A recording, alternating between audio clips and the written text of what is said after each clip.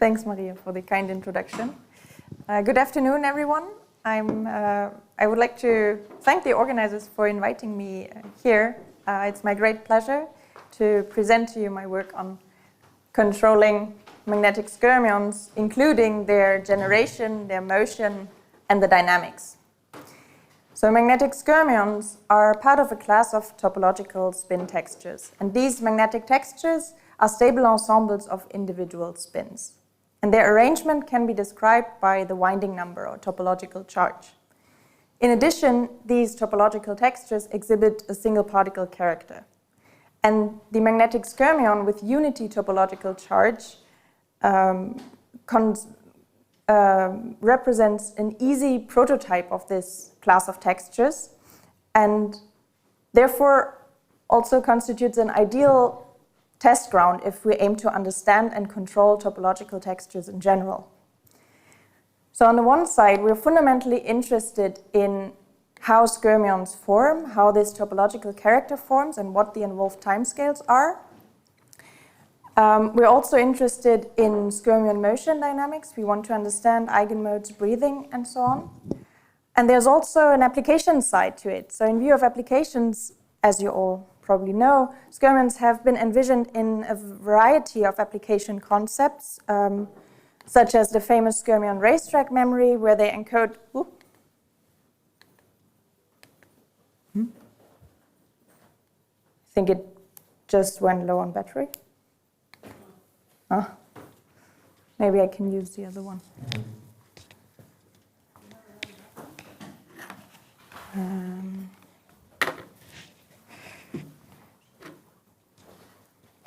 Can I use this one?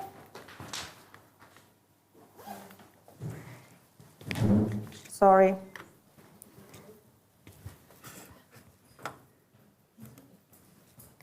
Okay. I will try if it works. So on the application side, we have the skyrmion racetrack, where skyrmions, the absence or presence of the skyrmion can encode bit states 0 and 1. Or skyrmions are, for example, envisioned in skyrmion logic to perform logic operations. So the magnetic skyrmions I want to talk about today are hosted in ferromagnetic thin films, and we work with predominantly cobalt-platinum multilayers or platinum-cobalt-iron-boron MgO multilayers. And these stacks can be schematically shown as this one on the right. They have a perpendicular magnetic anisotropy, and indeed in these structures we can stabilize a magnetic skyrmion. These magnetic skyrmions then exist at room temperature, and they are stabilized by competing magnetic interactions that predominantly occur in the magnetic film and at the interface of magnetic film and heavy metal. The result of this competition then yields a nanometer scale swirl of magnetization that is characterized, as I already said, by the topological charge. And in case of the skyrmion, this number is equal to 1. Due to this non-trivial topology, skyrmions exhibit a single particle character and are therefore movable in space. And this makes them not only attractive for future applications, but also fundamentally if we want to learn more about topological textures in general. So now I would like to have a look at how we nucleate our skyrmions in these ferromagnetic multilayers. So we distinguish the electrical current-induced nucleation and the laser-induced nucleation, since the mechanisms are quite different. Before I get into the details, I want to briefly mention that the images I show here and in the following are obtained in X-ray imaging experiments, either X-ray holography or scanning transmission X-ray microscopy, both relying on the X-ray magnetic circular dichroism. So this means the images I'm showing you here reveal pure magnetization contrast, with the skyrmions here in black on a white background. For the current-induced nucleation, we first require such a magnetic strip line, where we can send our current pulse through, and the current pulses are usually in the range of a few hundred picoseconds to a few nanoseconds. The electrical current then induces a spin-orbit torque, which locally switches the magnetization, and this happens predominantly at anisotropy defects that are already present in the material. In case of the laser-induced nucleation, we have a different process. Here we shine a laser pulse onto the magnetic film, and it First of all, the timescale is different. Laser pulses we use are in the range of a few hundred femtoseconds to a few picoseconds. And this laser pulse heats up the material such that we locally overcome the material-dependent nucleation threshold. And in this area, the magnetization starts to fluctuate and eventually relaxes into a skyrmion state. Even though these mechanisms are different, in both cases, skyrmion positions are rather randomly distributed in the excited area. And in view of applications and fundamental research, we require a controllable, reliable, and reproducible localization of skyrmions. And this sets the stage for the outline of my talk. So the work I want to present to you today is centered around three main research questions, which are: how can we spatially control skyrmion nucleation? Can we also control skyrmion motion? And can we also observe and access intrinsic skyrmion dynamics? So to enable such a spatial control of nucleated skyrmions, we have developed two independent approaches, with the first one being we designed aluminum nanostructures on the backside of the material to tailor the optical excitation amplitudes that we can reach. And in a second approach, we employed focused helium ions to magnetically nanopattern the anisotropy landscape. So now I will start with approach number one. So here we have designed aluminum nanostructures on the backside of our material stack. And in addition, we have defined two geometries that you see here on the left and on the right. So when we shine a laser pulse onto the sample in this first geometry, we have it first meets the substrate, then the magnetic film, then the aluminum mask. So we have a direct interface between the magnetic film and the aluminum. We therefore call it direct coupling geometry or type D geometry. In the second geometry, we have inverted this layer sequence such that the substrate acts as a mediating buffer layer and the interface becomes indirect, and we have the type ID geometry. If we now perform our experiment, we send a laser pulse onto this sample, and here you see the gray contrast from the aluminum, and inside we have an open aperture as it is here. So if we shine our laser pulse onto this saturated magnetic film, we can nucleate a few skyrmions inside this aperture. If we now further increase the laser fluence, we can have skyrmions everywhere in the aperture, but none outside. So here we have localized skyrmions only in the non-masked regions. If we now repeat the same experiment in the second geometry, we obtain an inverse behavior. We have first a few nucleated textures outside of the aperture, and further increasing the laser fluence yields skyrmions everywhere but in the center. So here we have localized skyrmions only in the masked regions. Here we have performed two temperature model simulations that I will not show in the interest of time, but they helped us to understand that here we have a positive and a negative mask effect depending on the IR absorption and reflection inside the material, depending on where we are and in which geometry we are, such that we have an index matching that is either allowed or suppressed. And in easy terms, this means locally the film either heats up the material enough such that we can have skyrmions, and in other regions it does simply not become hot enough. So with this we can localize skyrmions, and in addition we have this surprising inverted behavior. So now that we have understood the mechanism, we can also try to confine it down to the nanometer scale, and we did this by fabricating some aluminum bars, here shown in black, or areas of dots or holes, and by this we could define allowed and inhibited regions for skyrmions in 1D or 2D arrays. We could also demonstrate that we can indeed control individual skyrmion positions. So we have demonstrated that we can obtain control over skyrmion positions on the micro to nanometer scale, but however this method is to some extent fabrication limited, and we also have to account for near field effects. So this brings me to the second approach. We also used focused helium ions. So here we used a focused helium ion beam, as you see here. And such a tool is well suited to tailor magnetic properties, especially the perpendicular magnetic anisotropy, on the nanometer scale and without affecting the topography of the film. With such a tool, we can mill the smallest geometric features with a resolution down to about 20 nanometers, which is generally below the average diameter of our skyrmions. And here I'm showing you 3 exemplary scanning electron microscopy images, which show our magnetic strip line in red, and here in purple, exemplary areas that we can irradiate with helium ions. So we can go 2D, 1D, or even 0D. This is to illustrate that we can really realize arbitrary shapes, patterns, or arrangements in an easy and reliable way. So let's have a look at the results. As I showed earlier, in a non-modified film, we usually have skyrmions that appear randomly distributed. If we now repeat the experiment with such a ion-irradiated sample, we can obtain skyrmions only in the irradiated region, here shown in purple. If we now go to 1D, we can have skyrmions on a chain, or going to 0D, we can predefine individual spots and then have skyrmions sitting on these spots. And we can do this with either current or with laser pulses. So here we have demonstrated that we can actively create individual nucleation sites for skyrmions. And we have also shown that the ability to form a skyrmion does not necessarily depend on the shape that is irradiated. It remains a material property. So you may wonder, why does this ion irradiation yield such a position control? Let's have a look at this.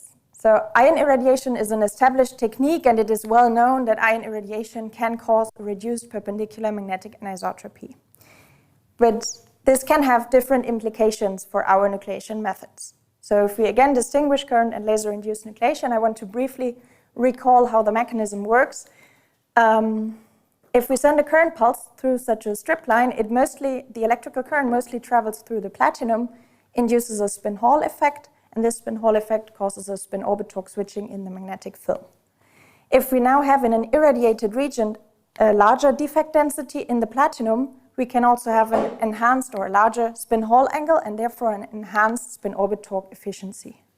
This has already been studied in literature, but now we could demonstrate it for skyrmion nucleation.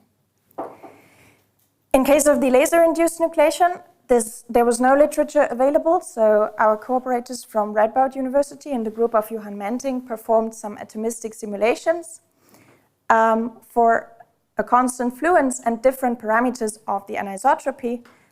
We found that with decreasing anisotropy, it becomes easier for skyrmions to nucleate. Or the other way around, in regions of reduced anisotropy, the optical nucleation threshold is shifted and lowered in these ion-irradiated regions. So even though the mechanisms are different, we could demonstrate that this anisotropy engineering leads indeed to a preferred nucleation in these irradiated regions. So the next step was to perform controlled motion experiments. So here we started with a controlled detachment, which means that we start from a skyrmion on a dot that is nucleated at such a helium ion irradiated dot, but then with subsequent pulses of reduced current density, it is detached from its nucleation site here. So it elongates, detaches, and then moves freely in the non-modified film, even surpassing its previous nucleation site. And this motion, together with the Skyrmion Hall effect, confirm also the skyrmion nature of our textures. The next motion experiment was then to perform some kind of guided motion, and here we combine such a helium ion irradiated dot pattern with a guiding channel, which means that we can nucleate a skyrmion on a dot, and then we can detach it and move it on a straight path, which is usually not possible due to the Skyrmion Hall effect. But here we could manage to move it far and on a straight path. So this is, to our knowledge, the first realization of such a controlled experiment with skyrmion motion over such long distances. And now with this level of control, we have transformed the skyrmion nucleation into a deterministic process. And this achievement now allows us to also study the intrinsic dynamics of skyrmions. if we want to perform a time-resolved experiment, we want to set up a pump-probe scheme, which we did and which is shown here on the left, where we combine a current pump pulse with an X-ray probe beam. And the two are synchronized at 5.2 megahertz, and they have a variable delay such that we can probe magnetization configurations before, during, and after the excitation. So this experiment has been performed at Petra 3 at DESY in Hamburg. And in addition to the real space observation, we also performed micromagnetic modeling of the very same film to study the spin-orbit torque-driven magnetization dynamics. And as I already said, a prerequisite for such an experiment is that we have a deterministic generation of the skyrmion, that we really can repeat the very same experiment over and over again. And in the experiment, we realized this by locally irradiating a dot with helium ions. And in the simulation, we realized it by predefining a spherical region of reduced anisotropy. So let's have a look at the results. We have performed this experiment, and if we start from a high magnetic field, this is the spin-orbit torque drive of 10 nanoseconds. And before the pulse arrives, we start from a homogeneously magnetized state. And with the arrival of the spin-orbit torque, the magnetization contrast in the ion-irradiated dot slightly increases. And after the pulse, it vanishes again and it's saturated again. This is the corresponding time series, but we already noticed that the contrast is pretty weak. So here we do not yet observe magnetization switching. This is also confirmed in the corresponding simulation where, I don't know if this is visible, it becomes slightly red, but it does not really switch from white to black. So here we only have a transient canting of spins, but not yet a switching.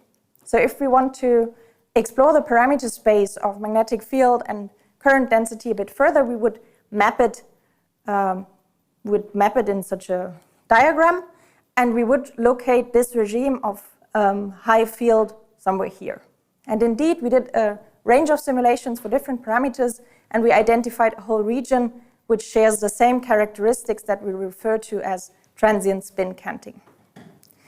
If we now want to explore this parameter space a bit further, we want to reduce the magnetic field, for example. Then we're somewhere here in the center, and we again identified a region which shares the same characteristics.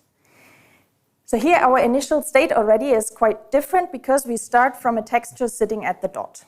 Now the contrast is much stronger because it really is a switched texture.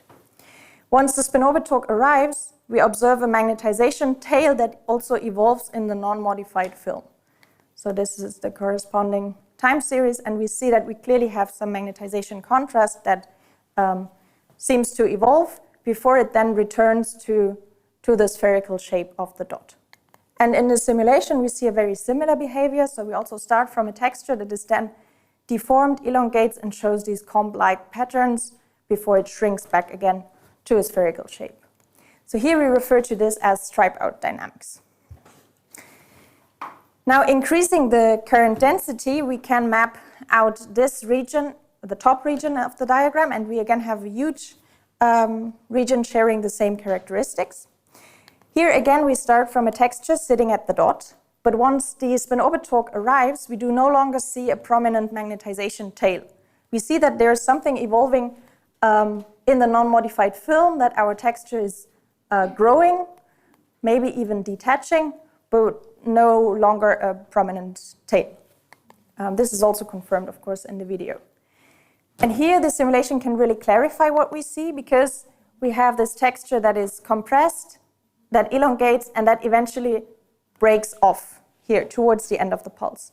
And interestingly, a very similar behavior has already been theoretically predicted by Karin Evershaw-Sitte a few years ago in this paper and a few other papers, where they described a spin transfer torque-driven magnetization dynamics of a skyrmion from a magnetic inhomogeneity.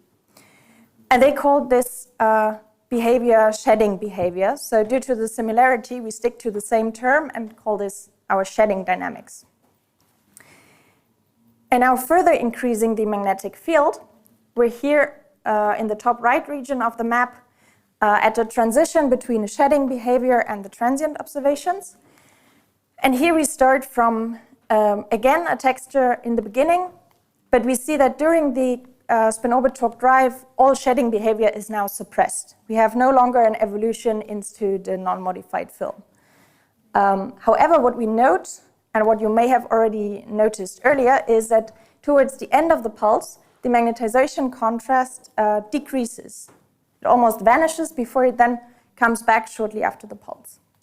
If you have a look at the simulation just confirms that we have fluctuations inside the dot, but does not yet explain this observation. So we refer to this regime as internal fluctuations, but to understand this reduction in magnetization contrast, we want to now focus or zoom into this simulation.